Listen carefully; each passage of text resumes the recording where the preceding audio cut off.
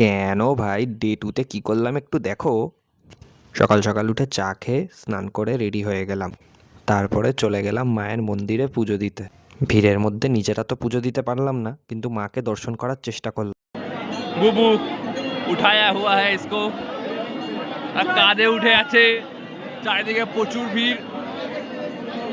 আশেপাশের মন্দিরে পুজো দিয়ে চলে গেলাম তারাপীঠ মহাশ্মশানে। তারপর তাবত্তর ব্রেকফাস্ট করে বসে গেলাম অটোতে। আর অটো করে চলে গেলাম রামপুরহাট জাংশন। দিয়ে ট্রেনে উঠে দাঁড়িয়ে দাঁড়িয়ে চলে এলাম আমরা বোলপুর শান্তিনিকেতন।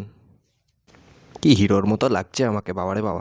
স্টেশন থেকে টোটো নিয়ে চলে গেলাম আমরা হোটেলে। তারপর বাইরে বেরিয়ে একটু টিফিন করে নিলাম।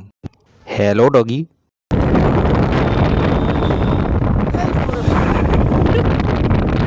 ওফ ওফ, তাবত্তর। স্কুটারে চারজন বাওয়াল মেরে চলে গেলাম চা খেতে। দিয়ে এই রেস্টুরেন্টটার থেকে রাতের ডিনার নিয়ে নিলাম এবং খেয়ে ঘুমিয়ে গেলাম। Stay tune for day 3।